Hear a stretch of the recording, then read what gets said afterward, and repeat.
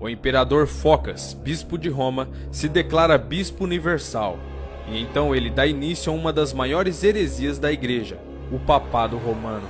Então, a igreja vai se desviando da verdade até chegar no século XII, conhecida como a Época das Trevas, e dão início à Inquisição, chamado o Tribunal do Santo Ofício. Logo, deram início a caças bruxas, torturas e mortes. Muitas chacinas eram promovidas pela Igreja Católica. Pessoas eram condenadas a morrerem queimadas, afogadas. Instrumentos de torturas de variados tipos eram usados contra as pessoas que não concordassem com suas leis.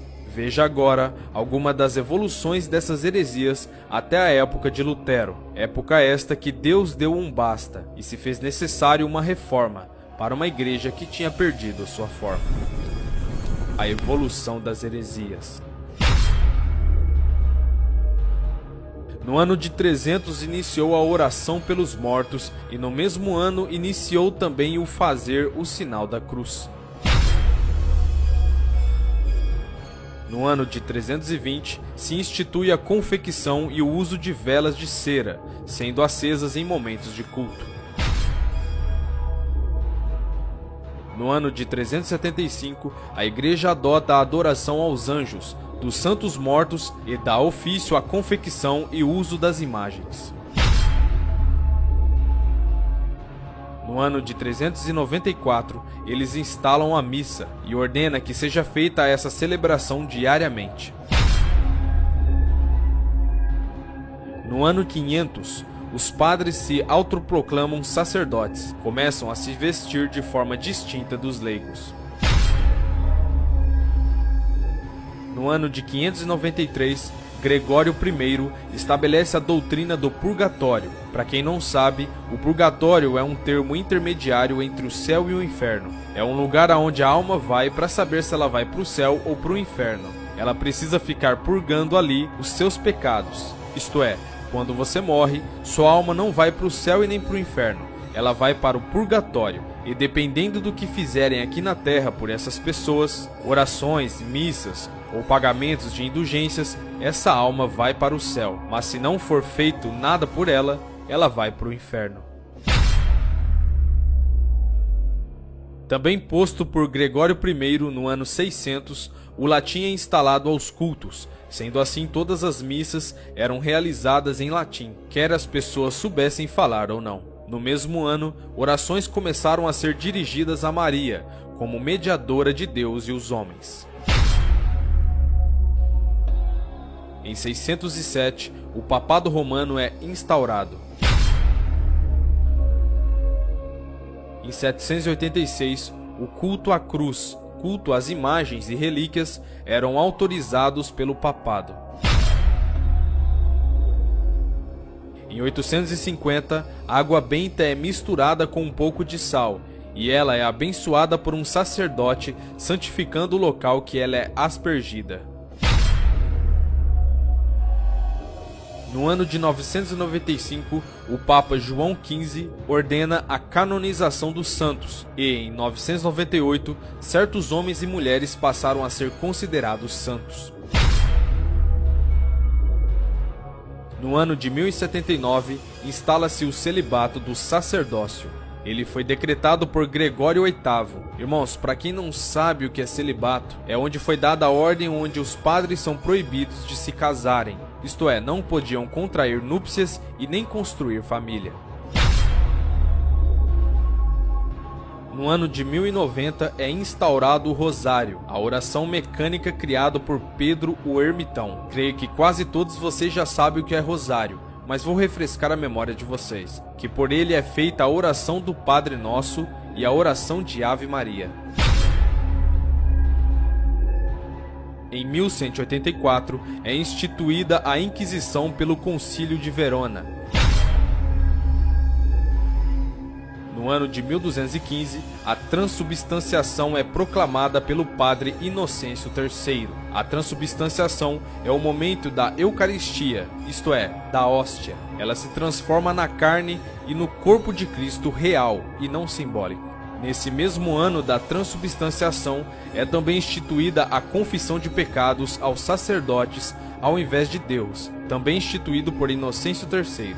Isso ocorreu no conhecido Concílio de Latrão. Sendo assim, as pessoas só recebiam o perdão se confessassem seus pecados ao ouvido de um padre ou de um sacerdote da época. E mediante a penitência imposta pelo padre, aquele pecado poderia ser absolvido, isto é, perdoado pelo padre. No ano de 1229, é declarado a proibição da Bíblia aos leigos e é colocado no índice de livros proibidos pelo Concílio de Valência. Ou seja, só era permitida a leitura da Bíblia pelo alto clero, como sacerdotes e cardeais. Em 1251, foi inventado o escapulário, por Simon Stock, um monge inglês. O escapulário foi inventado por causa de uma visão que por ele descrita como Nossa Senhora do Monte Carmelo. Essa figura teria aparecido a ele numa visão e entregou-lhe o escapulário como sinal de sua proteção.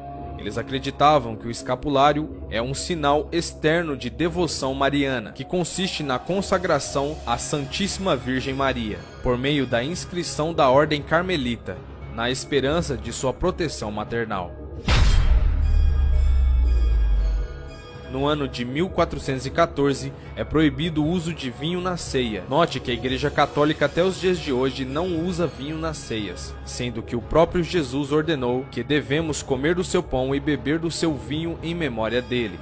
É claro, esse ato é simbólico, não necessariamente precisa ser o vinho original, porque é em memória de Cristo. E se você pratica esse ato na igreja em que você congrega, continue, pois é ordenança de Cristo. No ano de 1439, o purgatório é proclamado como um dogma pelo Concílio de Florença. No mesmo ano, é instaurada a doutrina dos 7 sacramentos. A doutrina dos 7 sacramentos são batismo, confirmação ou crisma, eucaristia, reconciliação ou penitência, unção dos enfermos, ordem e matrimônio. A doutrina dos 7 sacramentos estão ordenadas pela Eucaristia, como para o seu fim. No ano de 1508, é aprovado a oração para a Ave Maria pelo Papa Sixtus V.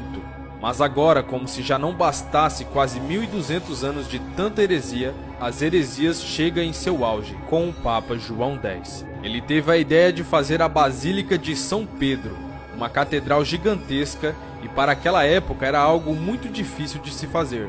Foi então que ele decide fazer uma das maiores heresias de toda a história da Igreja: a indulgência papal. O significado de indulgência papal é o seguinte: qualquer homem pecador só poderia receber perdão dos seus pecados mediante a posse de um documento assinado pelo Papa. Esse documento se chamava indulgência, e quem tinha esse documento poderia ser levado ao céu. Mas tudo isso tem um porém: esse documento era comprado. Vocês perceberam quem está por trás de tudo isso? Satanás conseguiu enganá-los e fez fazer com que o perdão viesse através da compra de um documento assinado pelas mãos de um mero homem pecador e ladrão. Satanás fez com que ninguém tivesse acesso às missas em sua língua. Ele fez com que a igreja, através do engano, perdesse totalmente a sua forma, se tornando uma igreja herética e pagã. Não só da católica, mas no meio evangélico nos dias de hoje, coisas absurdas acontecendo dentro da Igreja de Cristo, como mais recentemente um homem que se autoproclama apóstolo, vendendo uma semente de feijão por R$1000. Mas enfim, deixa eu voltar aqui no vídeo. Com o avanço da Igreja Católica, fez com que esses investimentos dominassem as áreas das ciências, artes, religião e medicina por um vasto território, e fez com que o povo vivesse no período mais sombrio que a Igreja de Cristo já passou, como já citei antes, o chamado período das trevas.